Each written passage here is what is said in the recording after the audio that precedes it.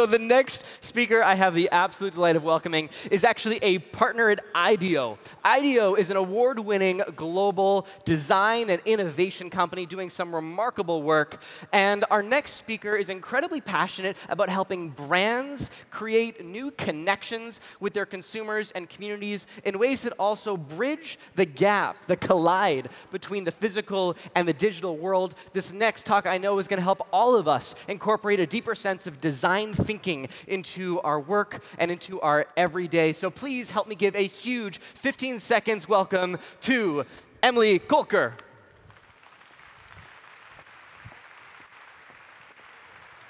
Thank you.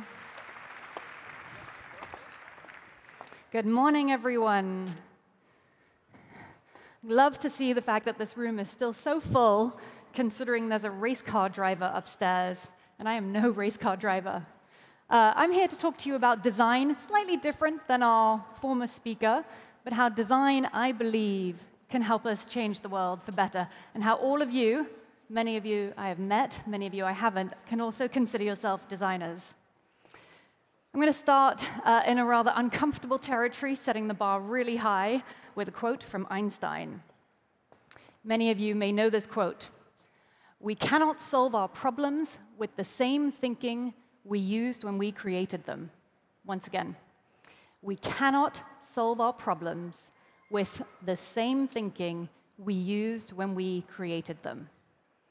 And that's what I want to talk to you about. Not how to tackle today's big problems, but how to change your thinking so that you're better equipped to tackle those problems. So I'm going to ask you now, close your eyes, picture a list of 10 big global problems.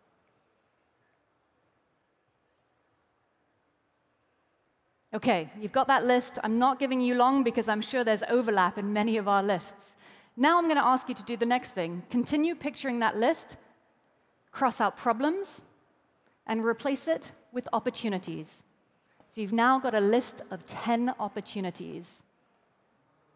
At IDEO, we believe that design can change the world because it gives us the tools to tackle those problems differently by turning them into opportunities.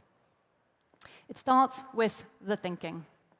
I work with leaders, big and small, established, mature, as much as developing. And in most cases, whenever I work with a leader and there's a problem, they start with a hypothesis, well-intentioned, but a hypothesis that starts with the capabilities, the assets, and the strengths that exist within their business. Designers don't do this. Designers don't start with a hypothesis. Designers start with questions. Very specifically, questions that are laser-focused on trying to understand the needs of the person closest to the problem you are trying to solve. I'm going to give you a real example. This is a US food bank we've worked with, and they had a problem.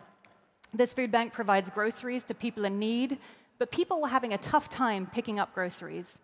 And on its face, it seems like a really simple logistics and transportation problem. You could just solve it by simply adding delivery times or more pickup options. But this food bank did something differently. It paused. It sought to look for opportunities in the problems it had. It asked questions. So it turned those problems into opportunities and asked questions like, who uses food banks? Why do they use them? Why don't they use them if they're eligible? How do they feel about using a food bank? Does all the food that they buy get used, or does some of it go to waste?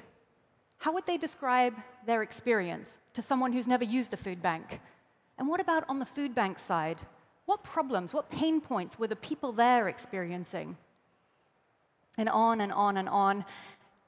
The conversations they had turned into insights. And those insights caused them to look at the experience entirely differently, no longer looking at that siloed problem. What did they do? They became the very first food bank in America to open a digital pantry. A digital food pantry is an experience that can be shared much like an online grocery shopping experience that you've had. Somebody has a need, goes to a site, sees what's available, puts food in their cart, checks out. They didn't just solve one problem. They solved many problems.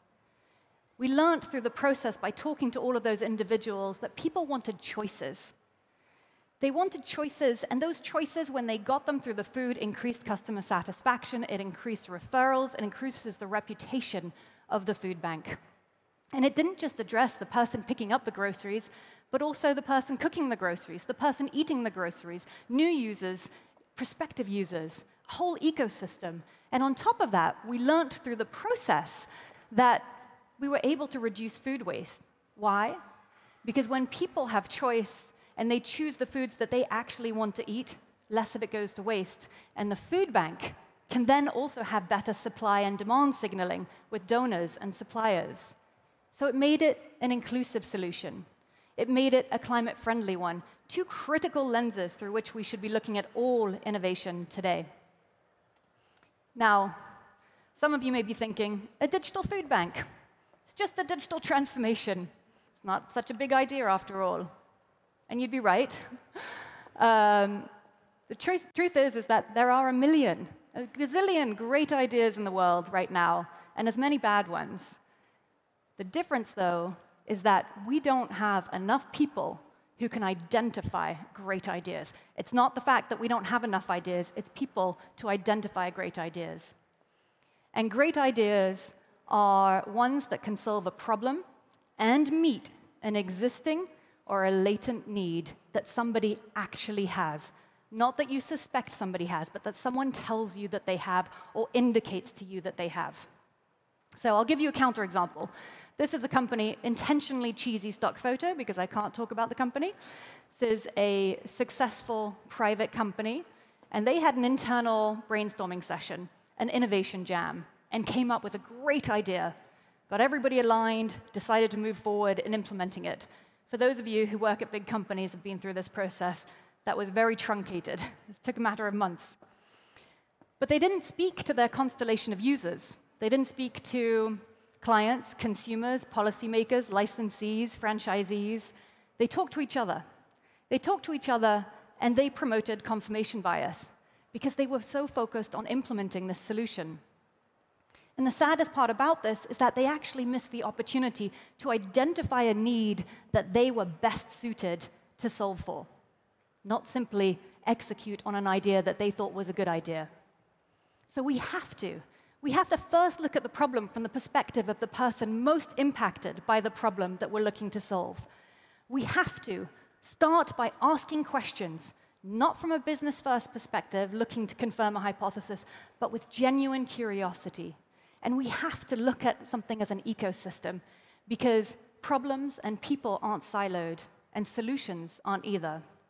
And on top of that, we have to integrate diversity, equity, and inclusion, and climate lenses, because it's irresponsible not to. OK, good news, bad news. Switching gears slightly. Questions can be a game changer, but they're how you get started. They're not how you finish. Although we talked about brand design in the prior session, when I talk about design, I talk about a process of gathering human insights, using those insights to then develop prototypes, prototyping quickly with users, iterating, then asking what would need to be true in order to continue to move forward and get to a solution. This is a way of testing assumptions, but it also changes our view. It changes our view from solving a business problem to solving a human problem. It changes our view from a focus on speed to market, like that company I just shared with you, to a focus on speed to value. That's the power of design. And it's critically important because that list that you created, those 10 opportunities, none of those can wait. OK, you can't think your way to a solution. You have to be a maker. And I've met a number of you in here, and I believe that every one of those people I have met are creative problem solvers. And all of those who I haven't met are also creative problem solvers. That's how I labeled myself, too. Emilie Colker, creative problem solver, was on my LinkedIn. And I have done things that would warrant or substantiate that type of label. On the left here, you can see after 9/11, I was working with teenagers from countries with predominantly Muslim populations, fostering exchange programs with the US at a moment when discrimination was rife to create better understanding. In the middle, moments when budgets were tight at a company I worked at. I developed an internship program that brought new perspectives into the company, new ways of working, helped managers reconsider how they could do peer mentoring, and then ultimately create a pipeline of talent for when budgets were healthy. And I also painted houses for a few years. And I worked often with very tricky clients and would get questions like, could I get black wallpaper on my ceiling? Questions as ludicrous as that, and I would try and understand, using that process to gain human insights, why? Are you trying to make the room cozier? Are you trying to make the room seem bigger, smaller, sexier, reminiscent of a hotel? What I was doing was using a process akin to design. And it wasn't until 4 years ago when I joined IDEO that I realized I could call myself a designer. I could upgrade myself from creative problem solver to designer. Because being a designer isn't about having a degree from an arts college or having a craft or a hobby that is widely recognized as artistic. Being a designer is about employing a mindset, developing behaviors and practices that supports those mindsets. And I think everyone in this room can consider themselves a designer. I'm going to go through some of those mindsets and behaviors and practices very practically. So, mindset number 1. Together is better. I will be the first to admit that I'm guilty of sometimes seeking efficiency. Sometimes I think it's faster to just do things if I just do them by myself. But it always comes at the expense of richness. When we have collaborators, when we seek out collaborators, what we do is we ensure that we have diversity of perspective, that we don't see the world through that one lens. Like Einstein said, it would only be the same thinking if I didn't have those collaborators. When I work with others, somebody else's strength is my weakness. Somebody else's experience fills a gap in mine. The way somebody else thinks makes me question the way that I think, and together we get to more and bigger possibilities. It requires that collaboration. And so I so hope that each of you are finding people in your day-to-day life, finding people at this conference, in your social networks and your professional networks, to ask them to critique your work, to make you better, to help you find more possibilities. This ensures that we do not design for ourselves. We cannot afford to design for ourselves. It is how we got into the mess that we got into today. Mindset number 2. Work should be joyful and inspiring. Too often, we're trying to get from point A to point B. At IDEO, we believe that play is critical, that it encourages risk-taking, creativity, experimentation. We believe that it promotes a journey that makes the journey itself as intriguing as the end goal. And it drives curiosity. It drives our sustained engagement. It makes us want to talk about the work we're doing. It makes us want to involve other collaborators. And I'm going to share 3 examples. Very quickly, here on the left, this is a magic bus we created for kids to help them imagine what it could be like to work in STEM. In the middle, using game mechanics to help people quit smoking and build resiliency. And at the end, an escape room to help mayors explore what cybersecurity policy management could look like. Different ways in, made joyful, with very impactful endings. Third mindset. The future is optimistic. I genuinely believe this. Now, when we tell people that the world is burning, there is urgency. People wake up, no question. But research has shown that fear-inducing cries such as these are counterproductive in the long run. They work in the short run, they don't work in the long run. And this is important because it does not spark action, and particularly when we're talking about things like climate, it sparks climate anxiety. And it contributes to the mental health crisis that we've already heard about on this stage. Instead, the other side of the coin is scientific evidence that shows us that positive thinking really can lead to better thinking. And even more so, I love this piece of research. Barbara found that negative thinking narrows one's thinking. She also found that positive emotions like joy and interest, they broaden your mindset, and they promote the discovery of novel and creative ideas and action. And creative ideas and action are exactly what we need to bring to the table today. At IDEO, we work with a number of companies to help them bring their climate commitments to life. Probably many of you have got climate commitments, a whole list of things that you're trying to do, and then you're paralyzed, not sure how to actually act on these. I know a lot of companies like this. What we help companies do is we help them imagine possibilities. We help them get excited about those possibilities, and then we very pragmatically demonstrate progress against those possibilities. This is a company that we've been working with, a software accounting company that aims to help millions of small and medium-sized businesses it works with thrive on their way to net zero. And what they've done is they've made use of the data that they have to analyze what each of its customers does, and they've calculated their carbon emissions. They've then used this carbon accounting to inspire behavior change, and they've fed this back to their clients over specific touch points with very actionable ways to help them make changes towards reducing their emissions, all within the flow of their day-to-day operations. We also work with H&M. I'm very proud of this work. Over the last couple of years, H&M has made dramatic improvements in terms of reducing e-commerce waste. They've reduced 2,000 tons of plastic from packaging, and they've invented a new paper packaging solution that uses 97% of renewable energy. So you can lead the way in your industry and make innovations happen, but this was not easy. It required us to talk to people in the warehouses as much as people who are responsible for actually thinking about distribution, supply, buying, etc. We do all of this by putting into practice what I talked about, questioning the full ecosystem of actors, iterating, prototyping, doing things joyfully, as well as giving very equal weight to social, cultural, ethical, and ecological considerations for responsible innovation. This is not an afterthought. This is built into a process.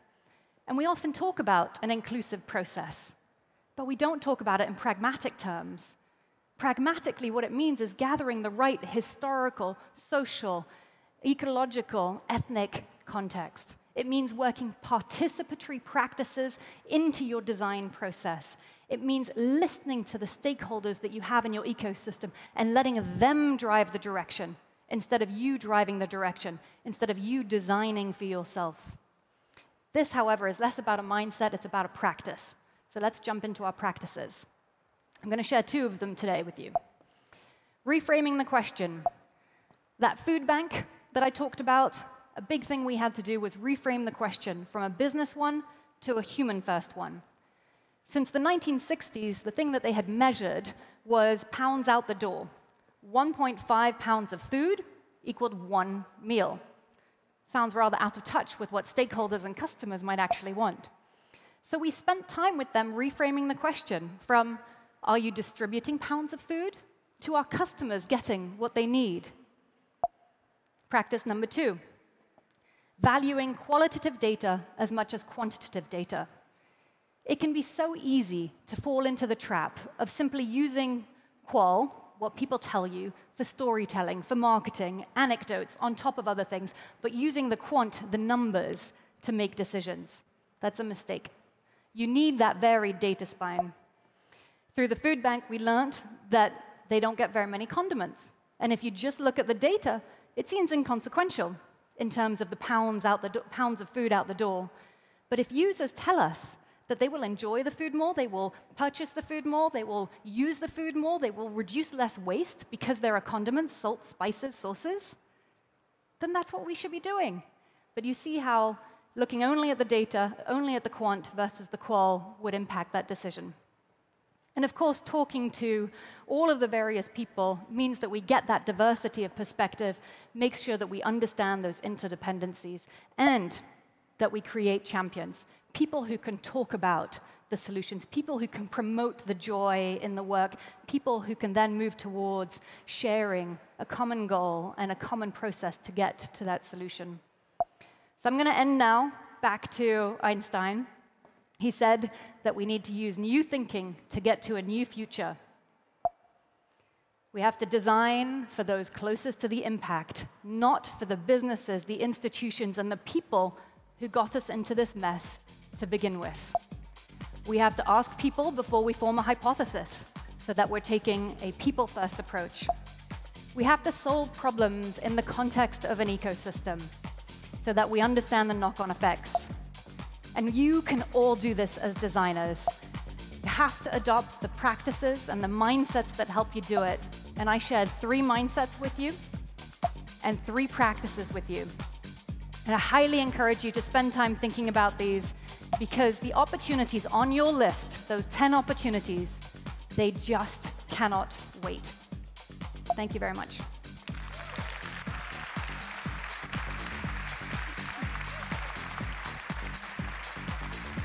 Emilie, Colker, everybody, thank you so much. You.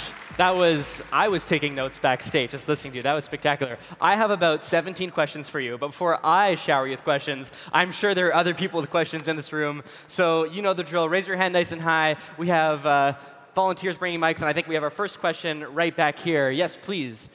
Hi. First of all, thank you for your great presentation. I wanted to ask, like, on this journey becoming a designer, how can I get confident enough to ask those questions that are needed, and just to say, okay, I'm confident enough to say I'm a good designer and I'm becoming a good designer every day, just a little bit more? It's a great question. I have 2 ways in which I'd like to respond to that. One is inspired by you. Yesterday you said that your partner suggests that you always approach things with intrigue and curiosity. Yep. That's the first thing I would say. Never stop asking questions. Ask questions from the perspective of really wanting to learn, and then start seeking patterns in what the answers are to those questions, because those patterns are going to lead you to think about what might you design and how might you design it differently. So that's the first part, is the curiosity. The second part, in terms of confidence of being a designer, that's about that network of people around you. People who you are not afraid to ask for support from. What do you think of this? Why do you think that? What could I do better? Feedback, in my opinion, is a gift. And we don't ask for it enough. And you'd be surprised how many people are willing to give you feedback if you just ask. I have a gazillion people who reach out on, maybe that's a little exaggeration. I have a number of people who reach out on LinkedIn and say, hey, could you have a look at this? Most of the time I say yes. It takes me 5 minutes. The end result is better designers in the world, more people solving important problems in a way that is considerate and responsible. That's something that I think many of us share. But one thing I would say, just in terms of holding back, is there is no one way to be a designer. I work with communications designers who do a lot of the branding that was just talked about, as much as business designers who think about business modeling and venturing, as much as organizational designers who are thinking about community and the rituals and the rhythms within organizations that help them thrive. I'm so glad you added that, Emilie, because yesterday a lot of the conversations are around being put in boxes, Yeah. right? We feel like we need to fit into categories, but of course, design is like 1,000,001 different categories, That's right. and you can stretch between all That's sorts. right. We have another question right here, please. Yes, thank you very much. I have a question. I'm working for a big company, Austrian company, and we think we have to change because there are some problems that we have to solve. And there are theories like you have to create sense of urgency that the management is willing to change. And how do you think can positive thinking and sense of urgency, how can they work together, or how can we create a sense of urgency with positive thinking? Great question. I have a very strong belief that change comes from 2 things. It comes from mandates and movements. It can't just be the groundswell. And although there is a lot of employee activism that's impacting organizations, and it can't just be the top leadership. So the first thing is thinking about what's your socialization strategy to engage a wide variety of people who are close to the customer, who are close to the operators, and senior management who may be in influential or decision-making positions. That's the first aspect. The second aspect that you talked about is demonstrating change. There's a company called Public Digital. Public Digital redesigned the whole government digital services. And one of the things that Ben Terrett, their CEO, says is show the thing. Don't talk about the thing you're going to do, show the thing.